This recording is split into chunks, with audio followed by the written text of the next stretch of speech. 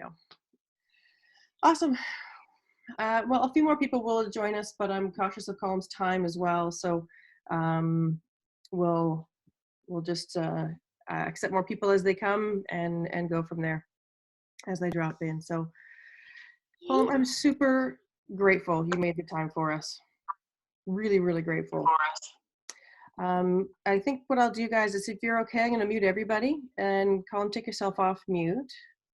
And then, there we go. Let's do this. Please use the chat box if you have questions, and Colm, you're off mute. Perfect.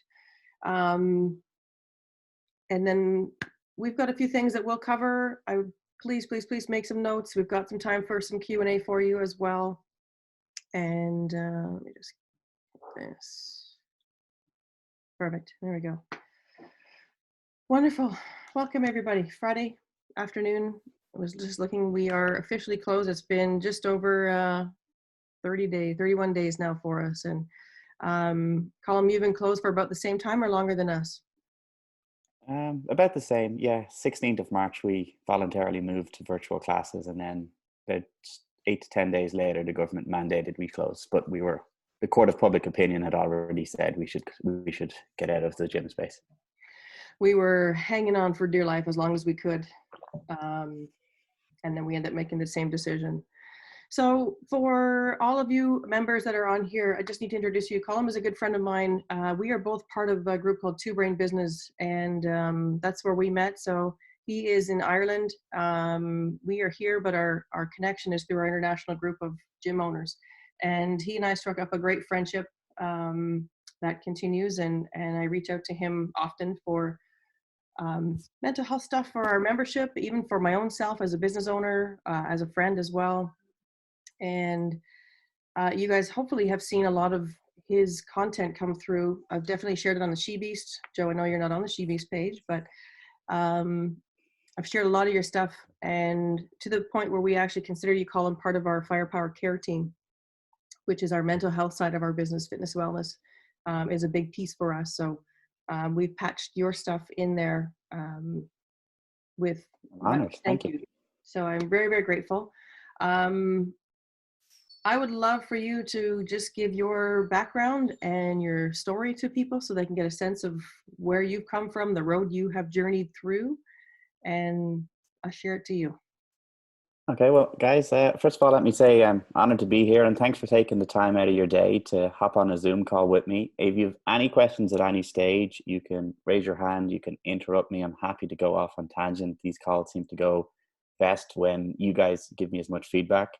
If I'm getting boring, you can get up and leave the room as well, and I'll notice that too, and I'll change the subject for you all. My name is Colm, and I'm the founder of the Mental Health Plan. And how that came about is I was troubled with mental illness through most of my life. I attempted suicide when I was 17. Fortunately, it didn't work. And then essentially spent most of my 20s trying to deny that something felt wrong inside of me. And I always tried to compensate by trying to fix things outside myself. And unfortunately, if relationships were good, if business was good, I felt like I was a good person. If anything went bad, I felt like I was a bad person, deserved to be punished, or any sort of ill things that the monster inside your head is want to say. A couple of years ago, I said no more to this, and I started really researching how one could build themselves up from the inside out so they could enjoy all the benefits of having a great life, but also feel good inside. And that's what I worked. And as I started sharing that with people, more and more people came on board and asked for advice. And eventually there was no choice other than Andrea and all the friends essentially forced me into starting the Mental Health Plan. So thanks for that. And what I do now mainly is I work with people and help them to get past stress and overwhelm to the point where they are feeling happy, fulfilled, and optimistic. And that you can feel good inside regardless of what sort of situation is going on in your life. Now, I'm not denying that there's sometimes very real things you need to address, but if all we do is ever put ourselves to say, when this happens, then I'll be okay. When this happens, then I'll be okay. When this happens, then I'll be okay. Unfortunately, you're going to constantly be chasing happiness and running away from anxiety for most of your life. Andrea, would it be okay if I shared a screen? Absolutely. Yeah, please do.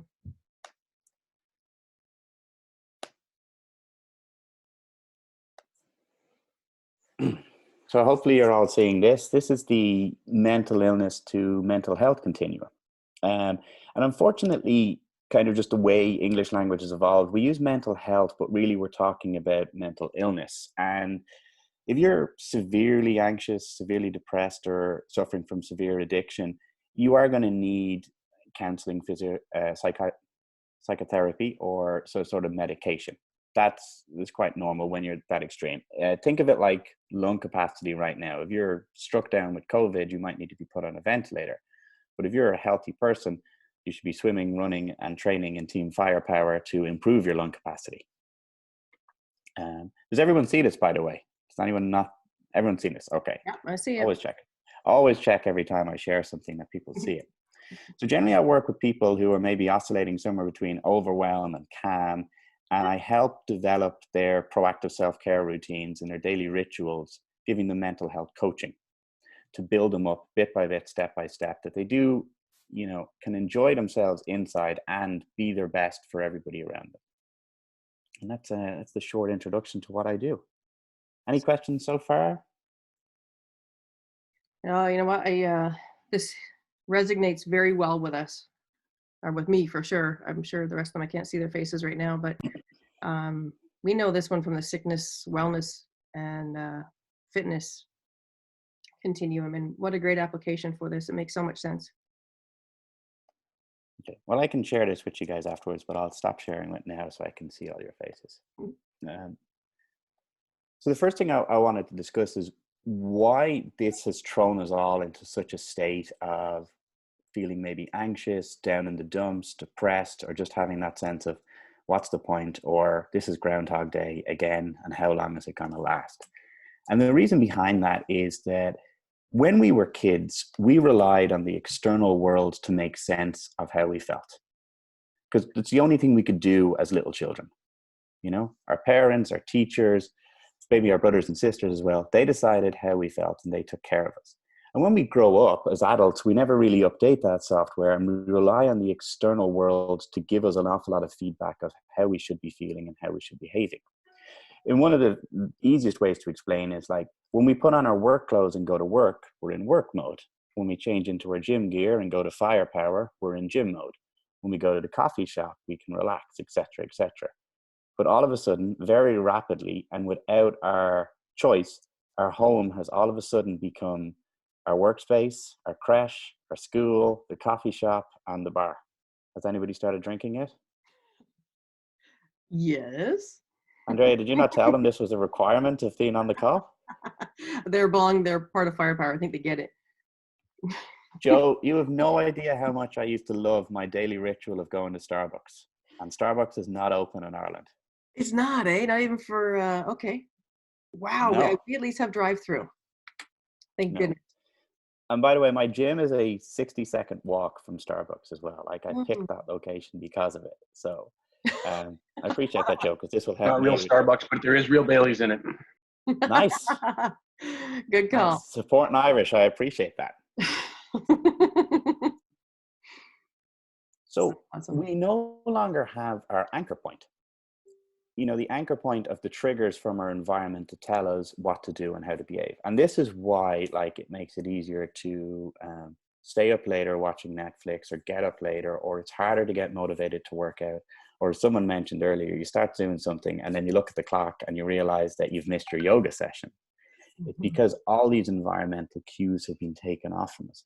And don't get me wrong, the environment is brilliant, and we'll circle back to that towards the end of the call.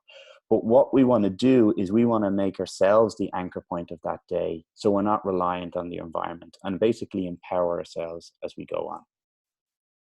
Oh, that's and really I'll just say, I'm going to sorry, go pause on. there. I said that's super important that you just talked about the environmental cues, because that's where a lot of people are struggling to find a transition from fitness inside the gym to fitness at home in their basement. That's not normally the environment, or anything like that. That's really, I like that. Thank you. Well, it makes perfect sense when you think about it. You've kids, when they're like 3 or 4 and they're, getting out of their nappy phase, they need someone else to make sense of the world for them. Yeah. It's like, hey, yeah, you go to school here, and this is where you play, and this is where you eat. And as adults, we just begin to take that on board and we go, okay, well, I'll set up the environment for that, or the environment will dictate how I move. Mm-hmm. So as humans, we also have like very real fundamental needs. We have a need for freedom that's gotten taken away. We've a need for security that's gotten taken away because I don't know of anyone's financial situation on the call, but we're all sort of nervous, and we've all known someone who's either lost their job or been furloughed and all that. You have a need for human connection, which, as great as Zoom is, it's not the same as getting a hug in person. Okay. And even if you're not a hugger, you're probably saying, yeah, I still miss people a little bit. Absolutely. And we also have a need for a secure future. Now, realistically, we never know what's going to happen in the future, but myself and Andrea were meant to go to New York at the start of this month, and we were looking forward to it. Mm-hmm. That ain't happening, and the Two Brain Summit was meant to be in June in Chicago. And like, I had plans for the year, and I'm sure people here had the holidays and everything like that planned, and that's been taken away from us. So it's very natural response right now if you feel out of sorts, because your very real, very basic human needs have been taken away from you. So I guess the first thing I'm saying is, the human connection part I can see very clearly in that we've been doing a few catch-ups with people at the gym. You guys have been coming in and picking up equipment or buying some protein and stuff. And there's a strong need to just want to reach out and hug people. And it is I find it causes me a lot of anxiety to stand in front of our friends and our members that we love so much and not hug them. That's what we do. We hug and we say, I love you. And that is very, very painful not to be able to do that right now. yeah, and it's a real human need. Long before you could talk, long before you even knew what talking was, you felt physical touch from another human being. Mm-hmm. So your body knows it and your brain knows it at a very deep, very basic level, how important it is. Right? You weren't separated by 2 meters from your parents at birth. Absolutely. So what I'm going to do now is I'm going to bring you guys through some small daily routines that have a big impact on your mental health, and how we'll start recreating our habits and recreating our world as well. And then we'll talk the way through that. Has anybody any questions at this point? No questions yet? Okay. Put them in the chat No, box but if you do. no, but someone left the call already. Oh, wow. Normally it takes me a while to lose the crowd. That's okay. We got to drink more, Colm. I'm making the assumption that it's bad internet connection and not me. I think that we're doing that at home. The best way you can create a new habit is what's called habit stacking. And that's putting a habit you want to have on top of a habit you're already doing. The two best habits I've come across are your morning cup of coffee and brushing your teeth. Just by a show of hands, who has a morning cup of coffee? Mm-hmm. Just one? Well, no, you can have like your second, your third, and your 50th. Okay. I got 1 or 2 head shakes. Do you have a morning cup of orange juice, morning cup of tea, morning cereal, breakfast? Yeah. I just use the coffee because it's the most obvious one, and the majority of people. Tea, yeah. And then I'm guessing we all brush our teeth before bed, yes? Yeah. Phew. Okay, we don't have to go into dental hygiene then. 101 here. All right. So the reason why we use the coffee in the morning is they bookend their day and they begin to create structure. And the thing is, guys, you don't have to create structure from, a minute past midnight all the way through to midnight every day. But if you create certain points throughout your day that gives you certain guideposts, that's enough to fulfill your day. And it also gives you the freedom to move your day around like that as well.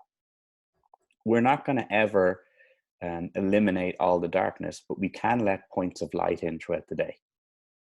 So that's why we picked the morning cup of coffee. The first thing I always tell to people is that it is of critical importance you value yourself enough to give yourself minimum 60 seconds every day, just purely for your mental health and nothing else. What I'm going to suggest is that when you get your morning cup of coffee, you take out your phone. I have it charging, so I don't have it with me there now. Set the timer for 60 to 120 seconds and press go. That is all you have to do to reap like 90% of the benefits of taking any time for yourself. You can stare at the clock, you can practice deep breathing, you can do a body scan, or you can just sit back and see what thoughts come up. Why this works is, first of all, you're giving your brain a much needed break from stimulus. Most of us wake up and the first thing we do is check our phone. And we could check the news or Twitter or messages or emails. Then we're downstairs and our family is going to talk to us, or we turn on the TV and we're watching the news and we're reading the paper, and we're taking in inputs all the time. And our brain just needs time to process that. Now, it does it while we're sleeping, but the more we do it during the day, the more clearly you can see your habitual patterns of thoughts and feelings, and the more you can tune into yourself. You're also proving to yourself daily that you're valuable, which your brain actually needs to hear. So the 60 seconds, the 60 to 120 seconds, is vital. The good thing is you only need about that length of time. I'm not going to ask any of you to find the Himalayas and sit there cross-legged until you reach nirvana. You don't need that. That's the brilliant thing. That's good, because I don't think my mobility would allow me to sit cross-legged right now. Are you not sitting cross-legged right now? I'm not. Okay, Andrea, you need to sit cross-legged for the rest of the call. My physiotherapist has joined us, so he'll give me that direction. You've got to pass on that as well. Most of my enjoyment from these calls, guys, comes from making fun of the host. So perfect. I'll take it. The 60 to 120 seconds is so important because that's all you need to say, give yourself a breath and just chill. Now, why I don't recommend longer is, first of all, if you go longer, your brain's going to start coming up with the excuses. I don't have freaking time to do that today. I don't have time to sit for 10 minutes. I don't have 10 minutes. But you all have 60 seconds. And if anybody has young kids, the trick is to go and lock yourself in the bathroom for 60 seconds. Oh, I told Nitin that. Okay? Go hide in the closet. Okay? You're having your potty break. When people start also doing the 10 minutes, is your brain's job is to pump out thoughts. It pumps out thoughts much like your heart will pump blood around the body. It's just its job to do it. And if you try and sit for 10 minutes, what you'll do is you'll start thinking and you'll be like, oh, I'm not doing this right. And you'll jump back into counting your breath or whatever. And then you go think again. So what you left is this big fat feeling of failure by the end of the 10 minutes. And it doesn't really encourage you to do it. Whereas you take 60 seconds, stare at the clock going down, take 5, 6, 7 big deep breaths, or just say, what do I need? At the end of it, you have a victory because you've taken the 60 seconds. Then at the end of it, you said, I've taken time for myself, and then boom, you can get about your day. What will most likely come up in those 60 seconds is the thing you need to do next. And that's okay. So who here can commit to at least trying a 60-second break for the next couple of days? I'm on it. Who here doesn't have 60 seconds? Exactly. Who's brave enough? Okay. Got it. Okay. Are there any questions on the 60 seconds? Love it, Angela. Anybody? Fitbit stole my idea. I call it a mindful minute. So thanks, Joyce. Joyce is telling us that Fitbits have a 2-minute relax function. It's perfect.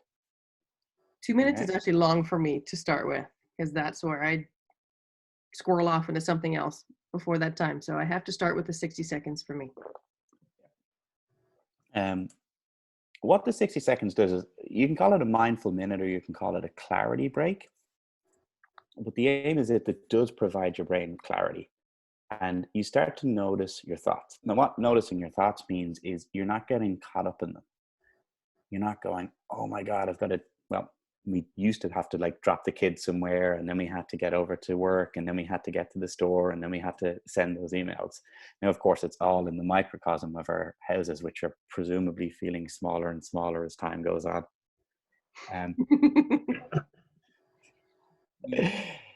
Yes. The clarity break allows you to see what you're thinking and what you're feeling. And over time, then you'll be able to ask yourself, is this helpful? If it's a thought that keeps running around in your head. So the millionth time you keep going, oh my God, the government has shut us down till mid-May, you might want to ask yourself, is this thinking helpful? Maybe the first 999 times were fine, but the 1000th time, it's probably worth asking, is this helpful? The other thing is, as you develop your practice, your minute breaks, you're going to start tuning into your feelings. Now, a little bit of back to when we were kids. When we were very young, whenever we had an intense feeling that was too much for our brains to cope with, we'd come up with some sort of, the word is neurotic way of dealing with it, but basically your brain got around with it. All right. So we never actually learned to sit with our feelings.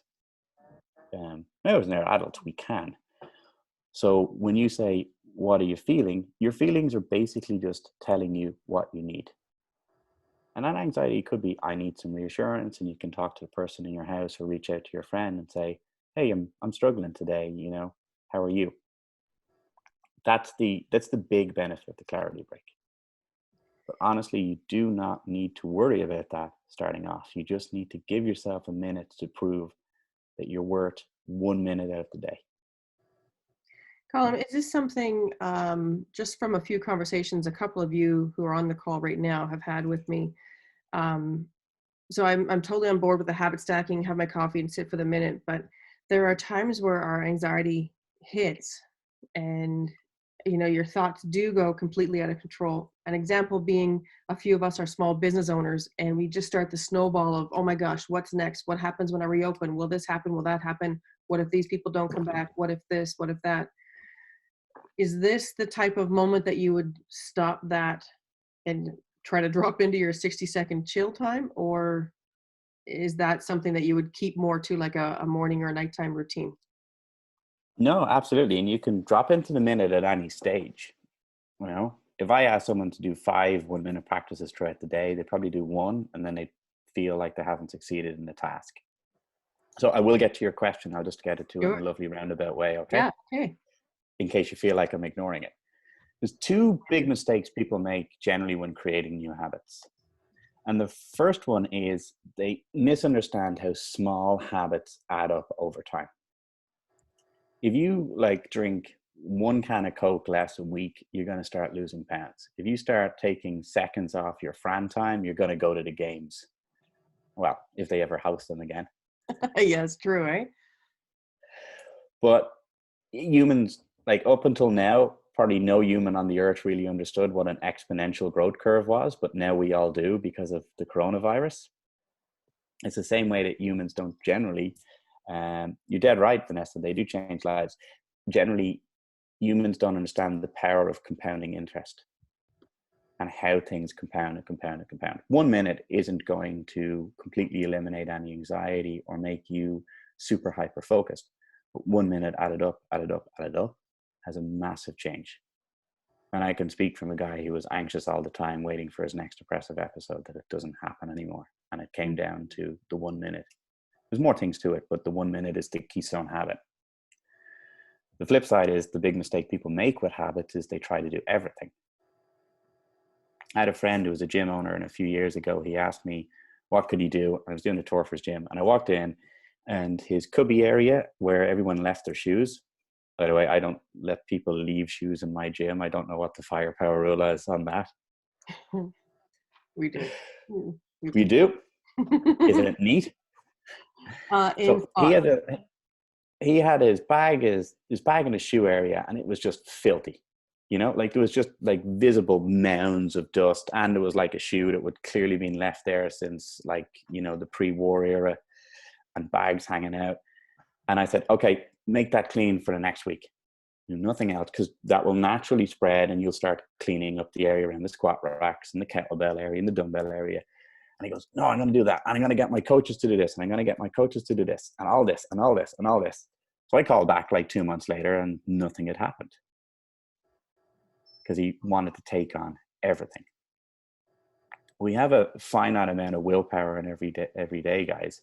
And we want to co-opt that by making things really simple and slowly turn that boat around. Now, Andrea, you were asking about the worry that's going to creep up in that minute. Yeah, First of all, there's a lot of people that I'm finding are just, they're physically anxious with worry at various times, and just trying to help them through those. It does seem to come in waves, like we talked about, but the few that I've talked to, sometimes it's just your own personal situation, and sometimes it's, we are small business owners. And how do we stop that panic? Is this 1 minute miracle gonna, I call it a miracle because yes, I feel guaranteed. 1 minute, all panic gone, guaranteed. it for that minute and beyond. I agree. For that minute, and no, guaranteed. And if not, you get the second minute for free. And if not, we keep giving you minutes until it's gone. I like. Okay. So first of all, I'm gonna suggest something to you that it is okay to feel anxious. Anxiety is not a sign you're broken or you're weak or anything like that. Anxiety is natural in all human beings. You're going to have the anxiety of a threat, or you're going to have the anxiety of trying to improve yourself. So it's okay to feel this. Very often, not always, we all fall into the habit of treating ourselves with like some sort of fundamental aggression. And we can do that either with like anger and being like, oh, I can't believe I'm getting anxious. Like, it's so stupid. Or we can deny it, or we can have aversion.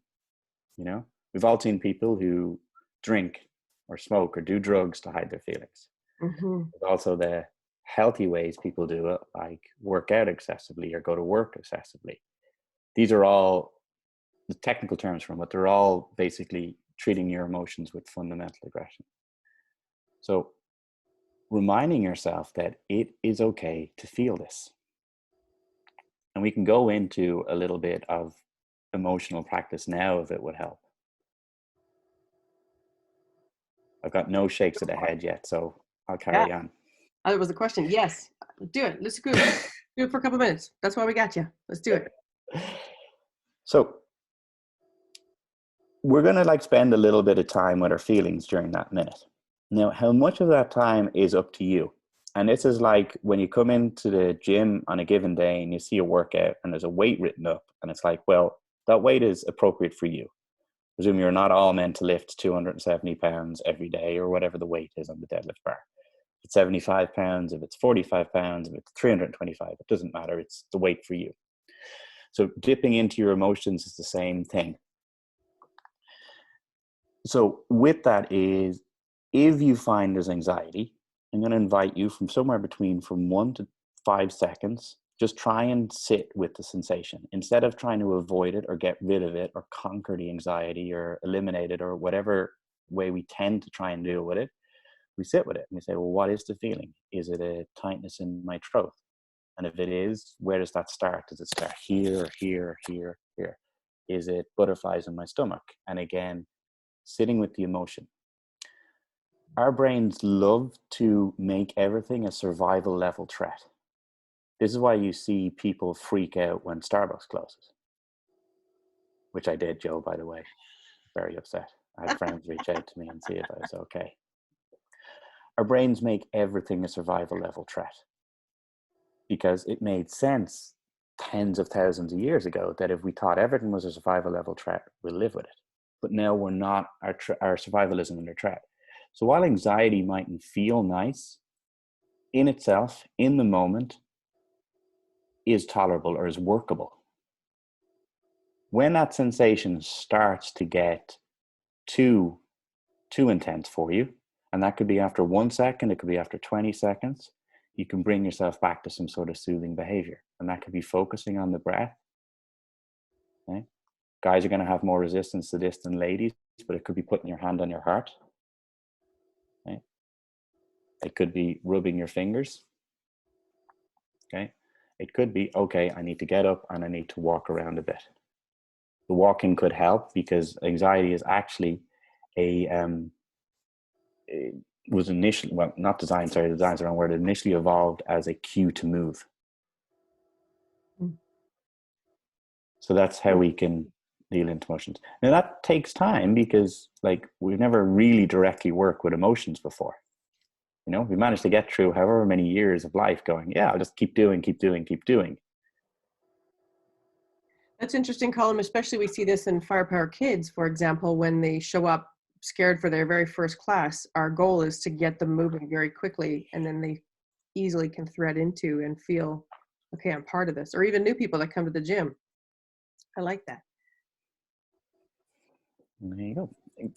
Is there any questions from anyone else at this point? Feel free to come off mute, guys, or pipe it in the chat box. I'm trying to catch comments as they come up, but you know, I am Irish and I haven't had a drink in 12 hours, so I'm struggling here.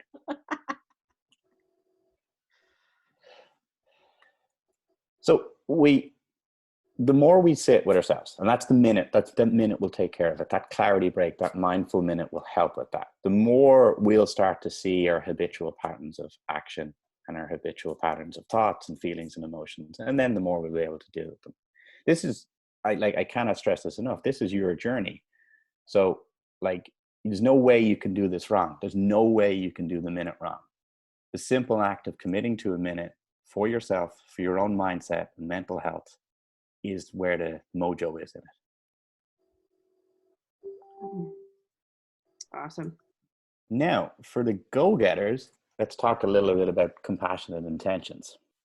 So if you want to do more after the minute, I advise writing down 3 things that you have the power to do. Okay? So compassion, the way I see it, compassion intentions, it's like a circle. You've got the intention itself, reassurance, and forgiveness. And sometimes it's forgiveness comes first, sometimes it's reassurance comes first, and sometimes it's the intention comes first. Now, going back to how we act is, if you're ever asked what will make a day great, our default, again, because we grew up like this, our default is to think, well, you know what would make the day great if the government turned around and said everything was open. All right? Or I got $1 million, or I won the lotto, or, you know, that person texted me back, or whatever. It tends to initially be something external. So what would make the day great could be, what can I do? What am I empowered to do that I'd be proud of by the end of the day? And by the way, some days that could literally be, I took my minute and I got out of my pajamas. Are you talking to me personally? Well, I haven't checked. I'm presuming everybody on this, I'm only seeing from the waist up, so I'm presuming everyone on this hasn't bothered putting on pants in the last 10 days. Okay. That's awesome. There's a calibration period with this. Some days you're going to grossly overestimate what you can do, and you're going to get like half of one thing done in the day. And some days you're going to grossly underestimate what you can do, and you're going to get your 3 things done by the time you're finished your cup of coffee. And that's okay. What you're doing then is, first of all, you're proving to yourself you're someone who can keep promises to themselves, which boosts your own sense of self-worth and self-value. 2 is you're taking positive action. So therefore you're bringing in your center of control back to you. And with that then, you're setting the expectations of effort, not of outcome. We can't control anything. So like, just so I'll check on this thing. No one was in China at the start of the year and ate some bat soup, were they? Okay. No. Otherwise, they're not allowed back in the gym. I'm checking. We can't control that. I can't control when the government decides to open up the gym or open up my favorite restaurant, like that. Okay. I can't control how many members will stay and how many members will request pause. What I can control right now is how much effort I give to this call and how much effort I give to that. So that's why we put it on the expectations of what's the effort I can do. Very often when we do that, we might feel a little nervous because it's pushing us outside our comfort zone. We might want to just lay on the couch, curl up in a little ball and watch Tiger King again. But we might feel better if we clean the kitchen. And you might have to encourage yourself. Okay, today I'm going to clean the kitchen. We're going to do this. We're going to reassure ourselves. The good thing is you guys all know what reassurance feels like because you've given it to someone before in your life. There's just no way you haven't reassured your friend, your parents, your kids, your partner at some point in their life. You've done partner workouts in CrossFit FirePower, right? Mm-hmm. Okay. So when you have that friend who's like 3 wall balls to go and they leave the wall ball on the ground and they're like, you know, you're saying, hey, I know you can do this. Come on, pick it up. Let's go. 10. You might count them down. We know what it's like. What we just haven't practiced is applying that to ourselves. And it does feel totally weird the first time you do it, by the way. It feels so unnatural and counterinstinctual to reassure yourself. Interesting But you bring that's, it up, because that's a big fear for people, you know, partner workouts, not wanting to let somebody else down. But every single one of them would help somebody else through that situation. yeah. So you heard that Andrea saying no more partner workouts because of that fear. We keep doing them. We keep trying to encourage people. That's what I mean by reassurance. It's like we have these skills. We just need to learn how to apply them to ourselves. Yeah. And then this is where the forgiveness thing comes on as well, is that if by the end of the day you're brushing your teeth and you haven't achieved all you set out to achieve, you didn't write the great Canadian novel, you didn't reinvest all your stock portfolio, you didn't completely redo the decking, you know, you didn't turn your children into little angels and grade A students, you know, you didn't get that 6-pack all in that one day, that you can forgive yourself. Again, we've all forgiven people before. If our best friend said, you know what, I didn't get much done today, you know, I just felt sluggish, I couldn't do that, you would most likely say, it's okay, it's all right to have tough days, okay, we can go again tomorrow. We know how to say this, it's just a matter of consciously applying it to ourselves. And that forgiveness can be as simple as, okay, well, I shouldn't have got so angry with my, you know, husband for leaving the dirty dishes in the sink instead of in the dishwasher. It could be as simple as that. Okay. Or it might be like, hey, you know what? I need to forgive, you know, that coach who cut me in 3rd grade. Renee. That's good. How's that working for you, Renee?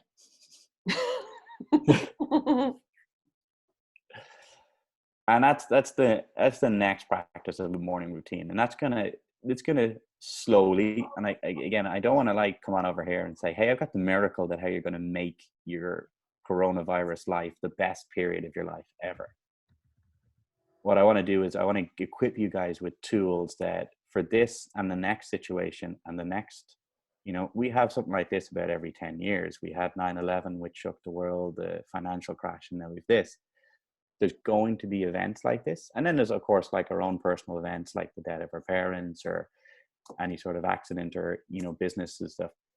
This is to give you guys things to increase your level of security, self-assurance, and self-reliance.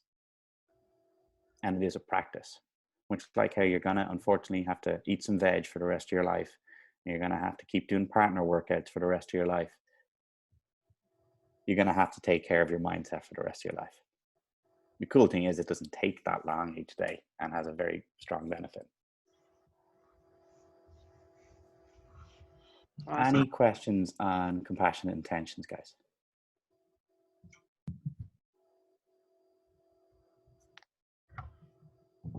I don't have a question, but I have, I'm so glad to hear you saying this.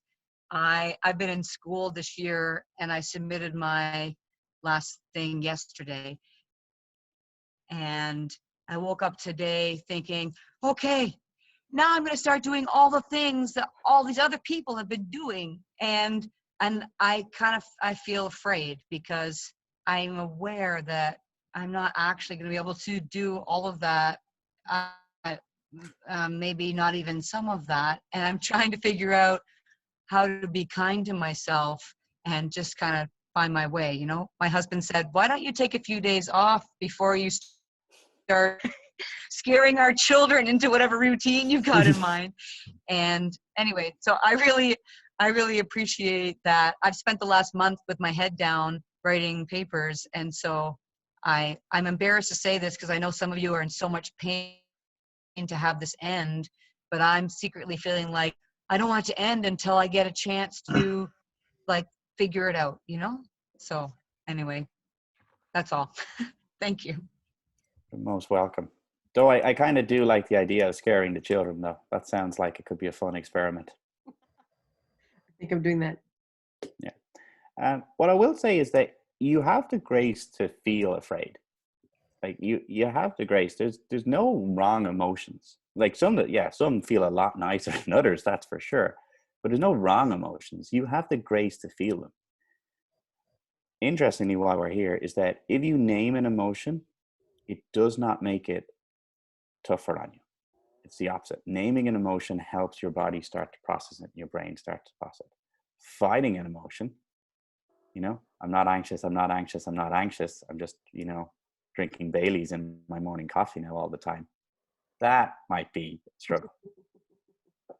But naming an emotion is okay because it allows you to start regulating it and start, living with it and dealing with it, maybe removing it instead of it having power over you. Awesome. I like it.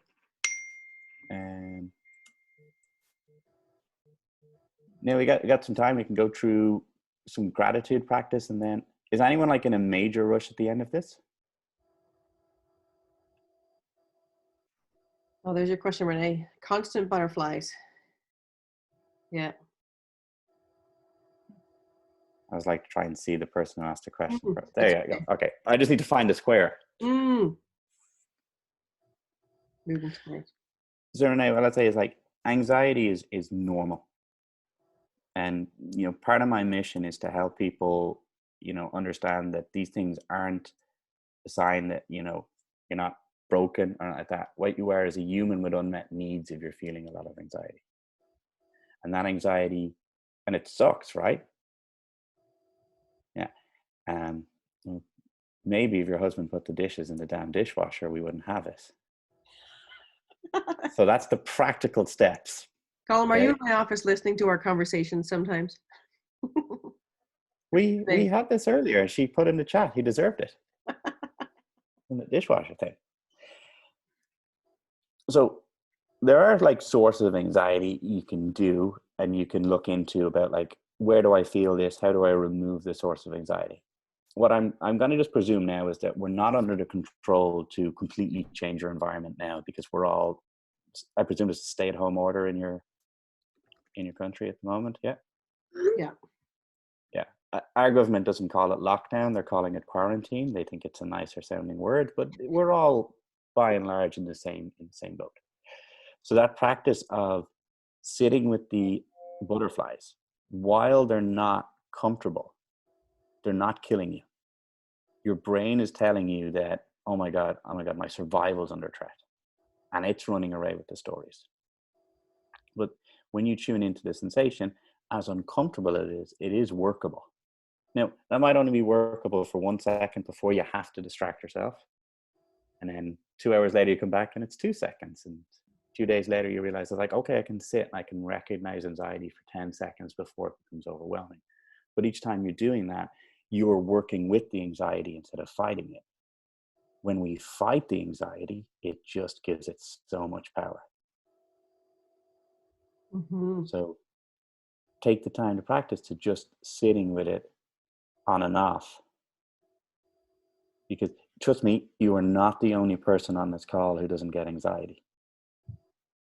Okay? You're not the only person on this call who doesn't feel things they don't want to feel.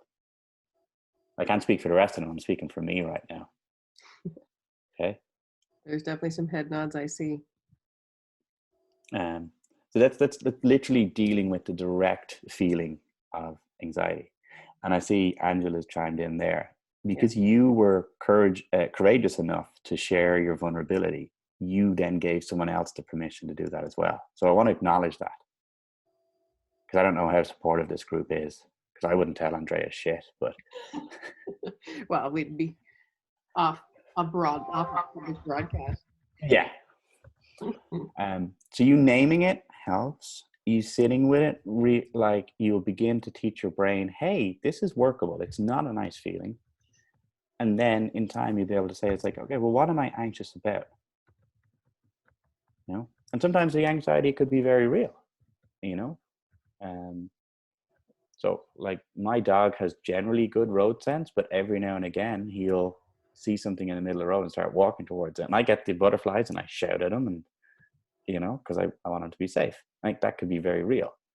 You know, if you're going in for an interview for a job you really want, or I don't know what your economic situation is now. Like, I dropped the groceries over to my parents, and they want me to stick around and chat for a while. But like, I have a little cycling mask on and I keep walking further and further away from my dad because, you know, I don't want to kill him. You know, I'm not written into the will yet. I can't do it.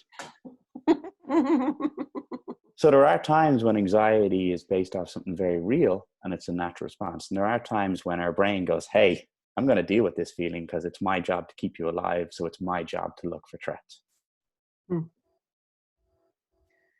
John just wrote in the comments, it's as though we were all writing a story all our lives, and then COVID took our pen away. John, I'm going to just steal that and put a blog about it up later next week. So thanks, John. That's brilliant. Thank you. That's brilliant. He is brilliant. I'm going to try get through gratitude and some practical tips then we can do, and then open up for questions, if that's okay. Is that okay with everybody? You got it. Okay. So first of all, why does gratitude work? Gratitude is not trying to say, hey, I'm going to just be blind to all the problems in my life and look at all the good stuff. And it's not that, oh, someone has it worse than you. There's no hierarchy to pain, by the way, guys. Your pain is just as valid as someone else's. Okay? Your pain that your favorite Netflix show has ended is just as valid as, you know, okay, that's a joke, but hopefully you get the point. Is that, you know, like I was having a call today with a mother of 2 young kids, and she just was so ravaged with guilt about her depression and anxiety. She's like, and I know I've got 2 beautiful kids and I should be happier and all this. And I had to say to her, like, you fighting that doesn't help. Your pain is just as valid, you know? Now, she can totally take practice in your gratitude. When we're under threat, or when we're under a perceived threat, our brains become very, very narrow in focus. And it comes back to when we were like all hunter-gatherers, and that focus was to focus on the threat that we had to run away from, or the meal that was going to provide for us in the village. When we're relaxed, we naturally see a broader picture and we see more opportunities. So we can train our brain to see opportunities by using gratitude. Gratitude practice works if we make it about 3 specific things: relationships, events, and small things. And it works if we add in a because. So I'm grateful for Andrea because she believed in me enough to get me on this call. So that's a relationship I have and the because. An event, I wrote it this morning. I was looking forward to this evening because I get to share what I've learned with people. You know, and it makes me feel quite fulfilled to obviously get on these calls. Like, there is a selfish benefit, you know. And then a little thing is I'm grateful for Zoom because it allows us to connect. A relationship, it can be, you know, often I've written about like my 6th grade teacher because like I can still remember some of the lessons she gave us. You know, like I can't remember what she taught me about history or math or anything like that. But like I remember her talking about, you know, being nice to other people and all that, and it's obviously stuck with me and left an impression. So the relationship can be anything. And the because is what strengthens it. It doesn't really matter what the because is. You know, you could write your best friend 5 days in a row and come up with different because things. Or you can write your parents for 5 days in a row and come up with different because. Hang on, there's a dog on the call. Thanks, Joe. Squirrel. Always appreciate dogs on the call. Mine Right. is content. Absolutely, yeah. The events are because events generally boost our happiness a lot more than things. And we can then reinforce the memory. And that event can be, I'm looking forward to the next time we get to have a 2-brain meet up, and hopefully social distancing is broken and we can all have hugs. Yeah, me too. You know? But our events are so much fun for the in-between moments, not the actual lectures or anything like that. Or it can be, you know, I'm grateful for the nice Christmas I have. It really doesn't matter, but it's just boosting the positive memories. And then the little things are because we'll miss them when they're gone. And, you know, now is a great example of that. You know, if that was just as simple as I liked walking the kids to school, or I, you know, I left my favorite stress ball in the office and I don't have it anymore. Little things are important because what they do is they get us to, instead of always thinking of the next big thing is going to make me happy, the next big thing is going to make me happy. That's an evolutionary glitch that's still left over, because if we didn't constantly strive for the next thing, we'd stop striving for anything and we'd all die out as a species. So we're meant to always keep driving for the next thing, believing it would make us happy. It's perfectly fine and it's admirable to drive for things. It's important as well to balance that out by being appreciative in the present. Now, gratitude practice should be something that takes a little bit of work, because you're training your mind. Much in the same way that you go for a run, you should get out of breath, or you lift weights, you should feel a strain. Some days it's going to be hard to come up with 3 things, and it's going to be hard to come up with the reason why. That doesn't mean you're a negative person. It doesn't mean you're an asshole. It doesn't mean everything in your life is sucky. What it means is you're training your brain to look for more opportunities. And the act of constantly doing that gets your brain to look for more opportunities than threat, which lowers its stress hormones, lowers its cortisol, and gives you more opportunities, more more options, I should say. It was the quickest I've ever tried to explain gratitude. So any questions? Okay. And John will get you a new pen. Okay, I like it. I'm waiting for that. He's a phenomenal You're- writer. Okay. We will get you a new pen. Great. Thank you. Andre, your group has definitely been the most attentive, quiet group. Oh, are they? Oh, Yeah. we're taking it all in. Well, they're all mute, so I shut them all out and didn't say anything. Is that bad? Want me to take you guys off mute? You can take yourselves off. No, it's okay. I want to just give people a couple of like literally practical tips that will help you guys through the next however many weeks this is. Are you guys taking first notes with me? Like I'm scribbling notes along the way here. Anybody else? Yeah. Yeah. Okay. Well, this is like the bonus round of footage. Okay. So I'm going to reiterate it. It's like, give yourself grace. Give yourself grace not to be perfect. Excuse me.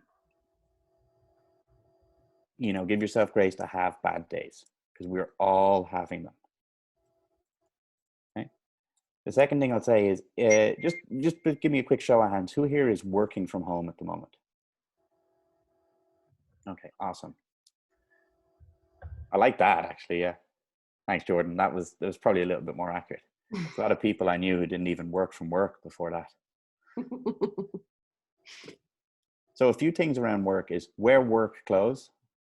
And no, you do not have work pajamas and drinking pajamas. You have work clothes. You don't have to get into a 3-piece suit, but you do have work clothes. Okay? Even better if you can commute to work. And if that's literally walking outside and coming back in and sitting down at your desk for where you work, it makes a difference. It helps your mind switch. Our brains look for cues from the environment. They always will, as much as we'll make ourselves the locus of control. During your breaks, as tempting as it is to check CNN or Twitter or Instagram, try clean your environment. Even if that's simple of like, I have 2 hoodies here and I don't need 2 hoodies, putting them downstairs and then coming back up to get onto the next task. A decluttered environment does actually help declutter your brain. I presume it will be, sorry, John's asking, Andrea, yes, okay. Clean your environment. That will make a huge difference. And then when you're finished your work day, commute home, get out, walk to the end of the driveway and back, and change into your Netflix pajamas. Because if some of you are business owners, you're going to work and work and work and work and work and work. And then, you're just going to become a blunt instrument. Where if you take rest, you're going to be a sharper instrument. So I guess, Vanessa, that's for you. Take the time. Really plan how you're going to scare the children. And the final piece I'm going to say is that try look at an horizon once a day, preferably in the evening. And this goes back to how our field of vision links in with our mental health, is that when we're under threat or under perceived threat, our vision becomes hyper-focused. And even right now, my eyes are focusing on something about 12 inches away from my face, even though it looks like it's where I'm focusing on that. When humans are safe, traditionally they've been able to see a large expanse in front of them. And if you look at like the most relaxing landscape paintings from across cultures and across history, they were all pretty much the same. They'd have a little bit of cover, they'd have a wide expanse, and they'd have a bit of water in them. And it naturally makes humans calm. So if you can, even if it's just get out and look as far down the end of your road, if you're in an urban area, doing that helps reset your brain and say, oh, okay, I'm safe, I can relax now.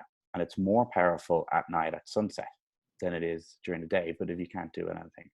So I'm quite lucky where I live, even though I live in an apartment block. If I leave and walk around the corner, I can see all the way across Dublin Bay. So I can see some ocean and I can see that. And it makes it very nice. Now, I don't know how nice it is around your area, but by looking at an horizon, you tell your body, hey, we're safe.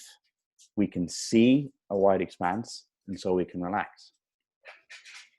Good call.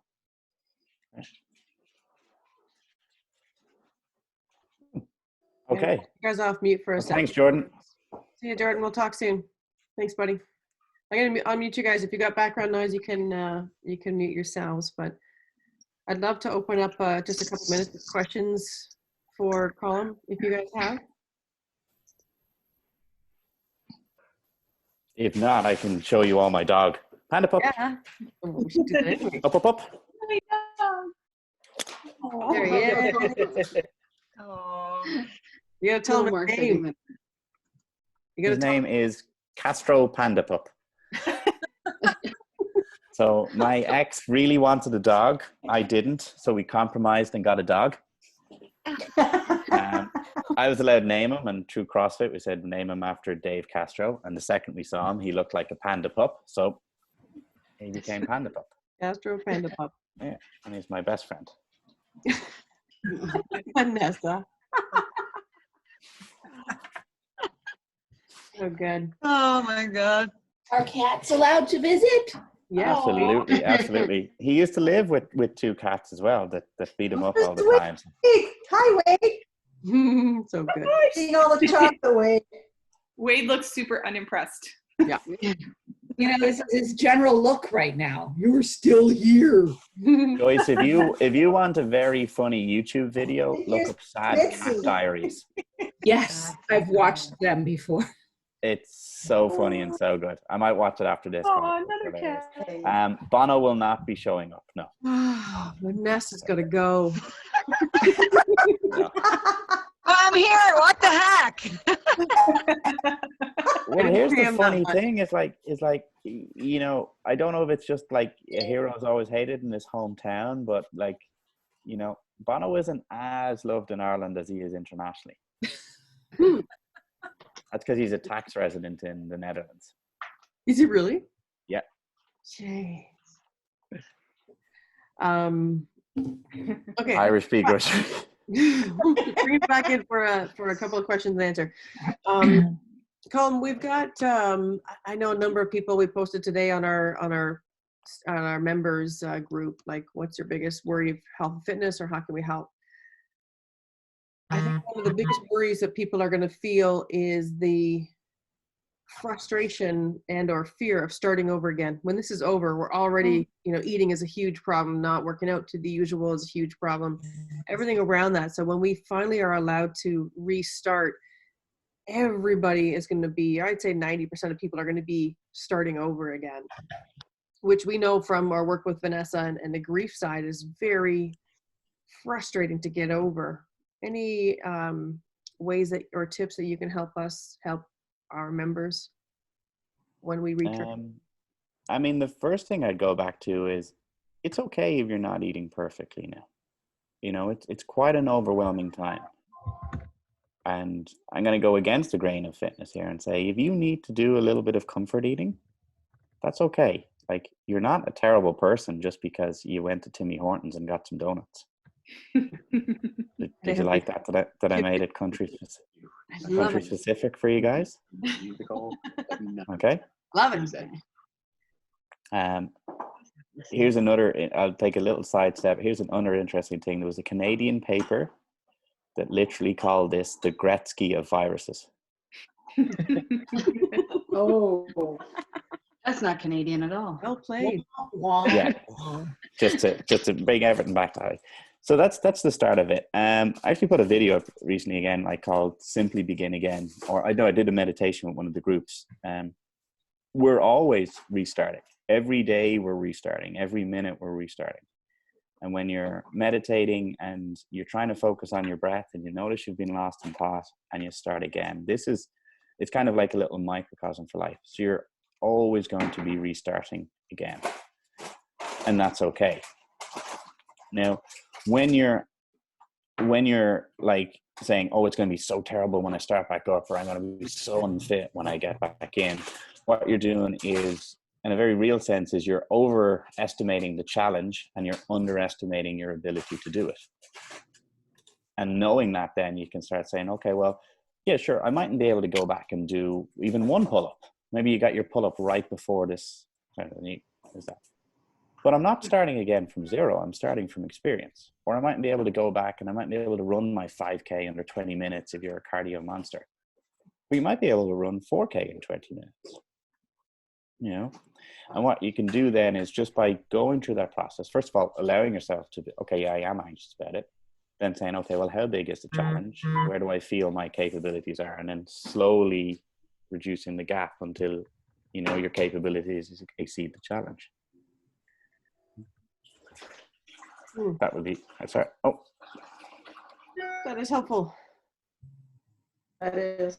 And Colm, your comment about being gentle with yourself regarding eating it for comfort food, I'm just curious, because you would say that the mental health piece of, you know, if that's going to help you get through, is more important than the concern, worry, anxiety over, you know, being able to do 1 push-up versus 5. Is that what you're saying?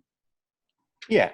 No, by the way, I'm not saying, like, you know, you need to undo years and years of healthy eating or whatever you've done. Yeah, I understand.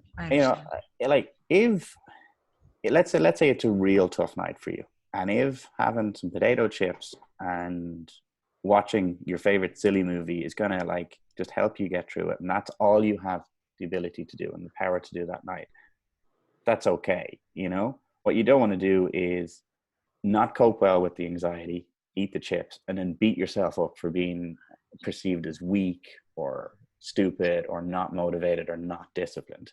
Like, don't suffer a million times. You know, it's perfectly okay to have a little bit of comfort food.